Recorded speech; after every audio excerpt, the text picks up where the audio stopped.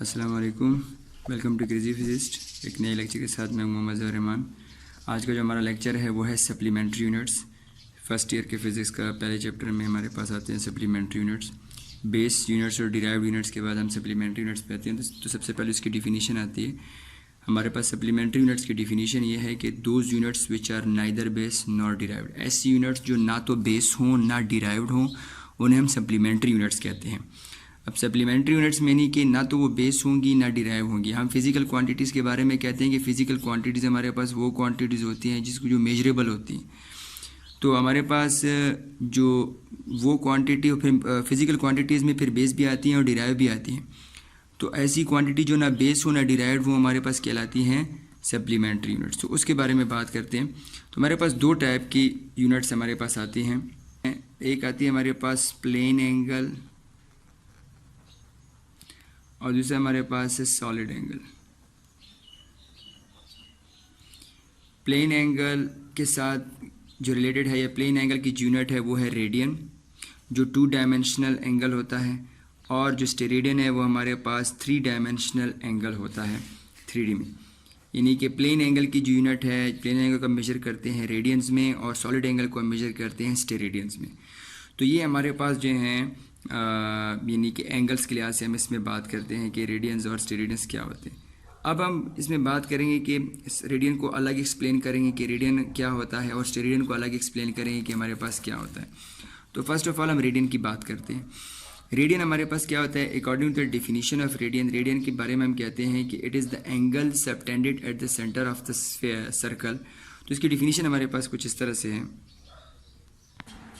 तो हमारे पास रेडियन की डिफिनीशन कुछ इस तरह से है कि it is the plane angle subtended at the centre of the circle whose arc is equal to radius of same circle. यानी कि हमारे पास ये ऐसा प्लेन एंगल है, किसी भी सर्कल में हम ड्रॉ करते हैं। सर्कल 2 डायमेंशन होता है और स्फीयर 3 डायमेंशन होता है। तो ये हमारे पास कोई भी सर्कल हम ड्रॉ करते हैं कि सपोज़ मेरे पास ये सर्कल है, ये उसका सेंटर है।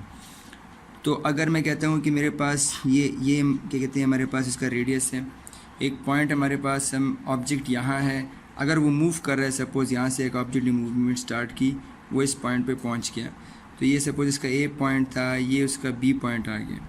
इसको अगर इस पॉइंट से हम कनेक्ट कर लें ऐसे, ठीक है।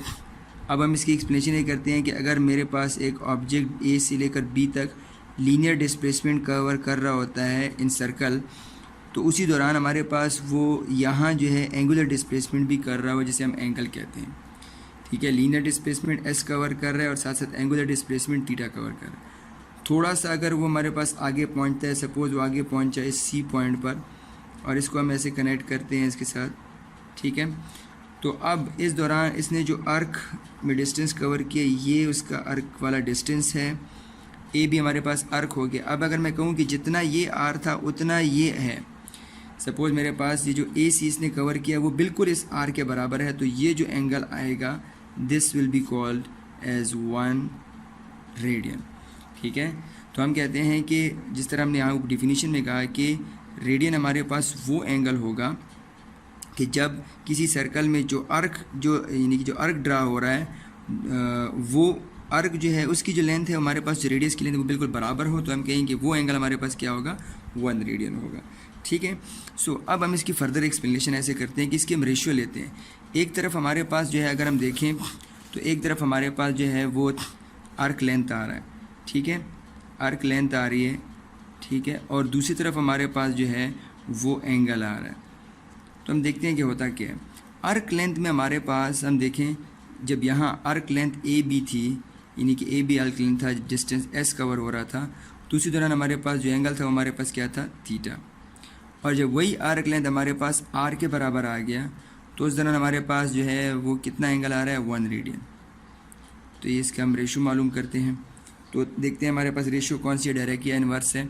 तो अब देखें एस हमारे पास हम एरो मेथड इस्तेमाल करते हैं। एरो में हमारे पास अप हम इंक्रीज़ के लिए इस्तेमाल करते हैं और जो डाउन होता है वो हम डिक्रीज़ के लिए इस्तेमाल करते हैं। तो देखते हैं हमारे पास वैल्यू कैसे हमारे पास इंक्रीज़ और डिक्रीज़ होती है। तो हम देखते हैं कि हमारे पास एस छोटा था, लोग एस छोटा था, लेकिन आर जो है वो बढ़ गया है, ज़्यादा हो गया है। तो इसका मतलब है कि ये वैल्यू इंक्रीज़ हो गई है स्मॉल से ग्रेटर की तरफ। और दूसरा अगर हम देखें थीटा हमारे पास स्मॉल था, ये स्मॉल था थीटा, लेकिन रेडियन हमारे पास ज़्यादा है, आप देख सकते हो। तो यहाँ भी वैल्यू हमारे पास इंक्रीज़ हो गई, तो एज ए रिजल्ट हम कह सकते हैं कि हमारे पास यहाँ क्या हुआ, डायरेक्ट रिलेशन। तो फॉलोइंग द टेल आ जाएगा R/S is equal to 1/θ। Cross multiplication की हमारे पास इक्वेशन आ जाएगी S is equal to R/θ। तो ये हमारे पास इक्वेशन आ गई है, ये इक्वेशन हमारे पास आ गई, S is equal to R/θ। तो S हमारे पास क्या है, लीनियर डिस्प्लेसमेंट है, R हमारे पास रेडियस है और थीटा हमारे पास एंगुलर डिस्प्लेसमेंट है। तो हम देख सकते हैं कि लीनियर डिस्प्लेसमेंट हमारे पास रेडियस और एंगुलर डिस्प्लेसमेंट का प्रोडक्ट आ रहा है, तो इनके दरमियान रिलेशन है। तो अगर इनसे मैं थीटा निकालूँ, थीटा हमारे पास आ जाएगा theta is equal to S/R। तो अगर मैं इसकी एग्जांपल लूँ, सपोज़ मैं कहूँ कि मेरे पास एक ऑब्जेक्ट है, एक बॉल है या कोई भी व्हील है, सपोज़ वो यहाँ से यहाँ ट्रैवल कर रहा है, सपोज़ यहाँ से यहाँ तक पहुँच जाता है। अब इस दौरान अगर सपोज़ ये पॉइंट उसका ज़मीन को टच कर रहा है, तो अपनी एक सर्कल यानी कि एक चक्कर के दौरान जब यही हिस्सा दोबारा ज़मीन पे लगा, यानी कि ये एक हिस्सा ज़मीन के साथ लग रहा है, इसने एक चक्कर कंप्लीट किया, यही हिस्सा दोबारा ज़मीन के साथ लगा, तो इस दौरान इसने कितना डिस्टेंस कवर किया, इस दौरान बिल्कुल इसने इतना डिस्टेंस कवर किया इसने जितना इसकी जो है वो गोलाई है, जितना इसका सरकमफेरेंस है, जो हमारे पास बराबर होता है 2πr के। तो इसकी जगह अगर हम 2πr पुट कर लें तो हमारे पास आ जाएगा R और R कट जाएंगे, तो हमारे पास आ जाएगा theta is equal to 2π radians. तो हमारे पास थीटा 2π रेडियन के बराबर आ गया। अब फर्दर थोड़ा सा इसको आगे एक्सप्लेन करके लेके जाते हैं।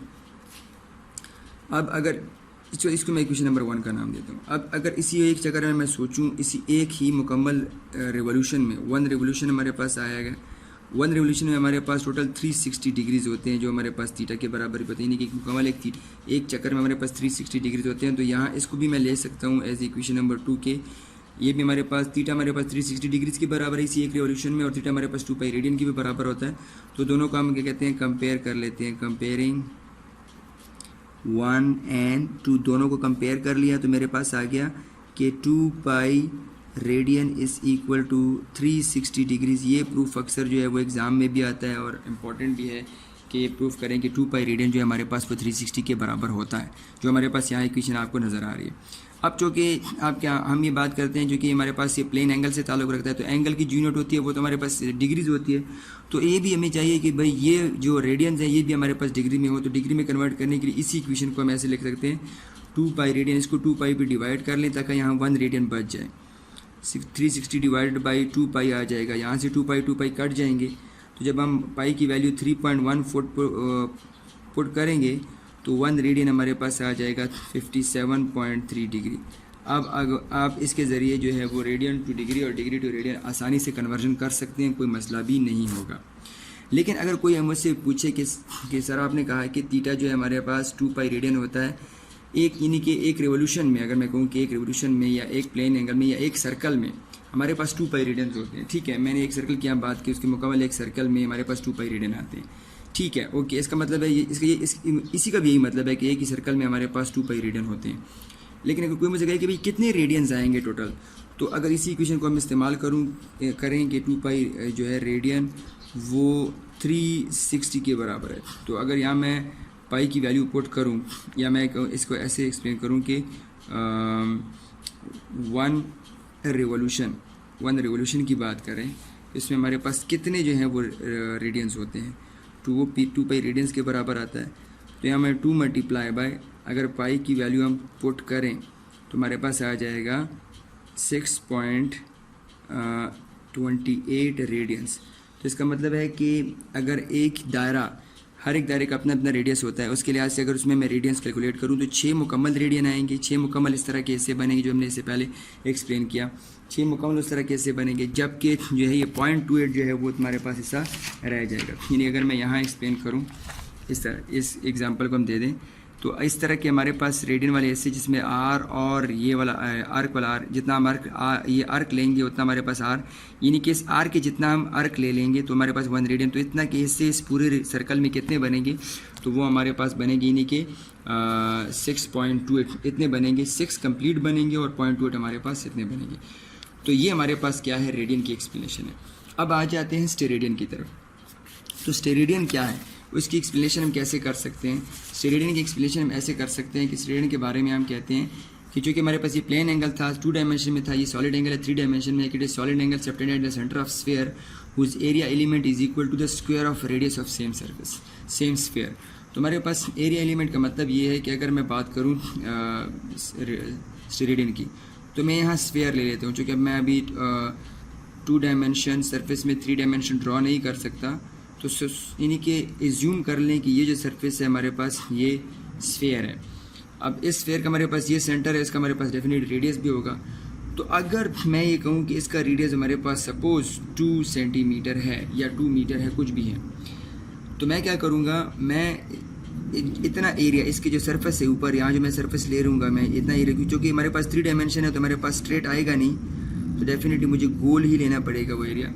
तो मैं इतना ये एरिया इतना होना चाहिए। अगर मैं आर स्क्वायर ले लूँ, इसका एरिया बिल्कुल आर स्क्वायर की, नहीं कि ये आर है, इसको मैं स्क्वायर ले लूँ 4 सेंटीमीटर स्क्वायर आ जाएगा। 4 सेंटीमीटर स्क्वायर का एरिया ये होना चाहिए। और फिर उसके बाद जाके मैं इसको जो इसका सेंटर है उसके साथ जाके मैं इसको अटैच कर लूँ, तो ये जो एंगल बन जाएगा ये मेरे पास 1 स्टेरेडियन होगा। क्या होगा? 1 स्टेरेडियन हमारे पास ये एंगल होगा। यानी कि किसी भी स्फेयर का अगर हम उसके जो रेडियस है उस रेडियस का स्क्वायर ले लें और उतना ही स्क्वायर हम ऊपर ये जो एरिया एलिमेंट है, ये एरिया जो है उतना ही उसका एरिया ले लें, और फिर जो है उसको जो सेंटर तक जो है वो काट दें या सेंटर तक हम उसे जो है क्रॉप कर लें, तो जो कोन शेप बनेगी। बिकॉज कोन शेप क्यों बनेगा? क्योंकि अगर हम सपोज मैं एग्जांपल लेता हूँ वाटरमेलन की, या जिसे हम तरबूज कहते हैं, उसकी एग्जांपल हम लेते हूँ। अगर उसके मैं सपोज अगर छुरी अंदर डाल देता हूँ, तो अगर उसका सेंटर मुझे मालूम हो, तो अगर मैं उसको इस तरह से मूव नहीं कर सकता, तो उसको यानी कि ऐसे मूव नहीं कर सकता। तो डेफिनेटली मूव करने के लिए मुझे सेंटर जो है, सेंटर को भी हटाना नहीं है, सेंटर फिक्स है। तो मुझे जो 3 डायमेंशन पॉइंट चाहिए होगा उसके लिए मैं उसको ऐसे मूव करूँगा। तो ऐसे मूव करने के लिए मुझे उसका जो ऊपर एरिया होगा वो एरिया मुझे मालूम होना चाहिए। वो एरिया मैंने इसका रेडियस मुझे पता है, रेडियस मुझे मालूम होगा, उस रेडियस को मैं स्क्वायर ले लूँगा। जब उसका मैं स्क्वायर ले लूँगा तो उसके बाद जाकर जो है मैं उसका एरिया जो है फर्स्ट ऑफ ऑल उतना ही एरिया मालूम करूँगा कि मेरे पास अगर रेडियस इतना हुआ तो इसका एरिया कितना होना चाहिए। उसके एरिया को मालूम करके उसको मैं मार्क करूँगा और उसके बाद जो है उसको साइड से मुकम्मल जो है कोन की शेप में जो है काट दूँगा, और जबकि मेरा सेंटर फिक्स होगा तो जो कोन उससे निकलेगा वो मेरे पास 1 स्टेरेडियन का कोन होगा। तो इसको मालूम कैसे करते हैं कि हमारे पास 1 रिवोल्यूशन में 1 सॉलिड एंगल में, अगर मैं सॉलिड एंगल में स्टेरेडियन मालूम करना चाहता हूँ, उसके लिए फार्मूला हमारे पास ये है कि सरफेस एरिया जो है हमारे पास, surface area divide by R square, ये इसका फार्मूला है। तो किसी भी स्फेयर का सरफेस एरिया हमारे पास आप देख लें वो 4 पाई आर स्क्वायर होता है, divide by R square cut जाता है। तो मेरे पास एक सॉलिड एंगल में 4 पाई स्टेरेडियंस होते हैं, सॉलिड एंगल में 4 पाई स्टेरेडियंस होते हैं। तो अगर मैं चेकआउट करना चाहूँ कि स्फेयर में जिस तरह हमने in case of radian check किया था, इस तरह से हम अगर हम स्टेरेडियन में चेक करें कि कितने हमारे पास स्टेरेडियन होंगे, तो इसमें हम अगर ये वैल्यू पुट करें कि 4 मल्टीप्लाई बाई 3.14, तो हमारे पास आ जाएगा इससे कि 12.56 मेरा ख्याल आता है 56 स्टेरेडियन। तो मतलब है कि किसी भी क्लोज सरफेस से, किसी भी 3D सरफेस से, स्फेयर से मैं 12 मुकम्मल कोण निकालूंगा और 0.56 वो जो है वो आधा हिस्सा रह जाएगा। तो ये हमारे पास टोटल हमारे पास इसके हिस्से होंगे कि हमारे पास किसी भी स्फेयर में जो है वो स्टेरेडियंस होंगे। तो उम्मीद है आपको आज का लेक्चर जो है वो पसंद आया होगा। तो आप किसी ने अगर मेरा चैनल अभी तक लाइक और सब्सक्राइब नहीं किया हुआ तो प्लीज़ सब्सक्राइब करें और शेयर करें और बेल आइकन जो है वो प्रेस करें, ताकि जो है ज़्यादा से ज़्यादा आपको नोटिफिकेशन और मिल सके, और कमेंट करें ताकि मैं और वीडियोस आपके लिए बना सकूं। थैंक्स।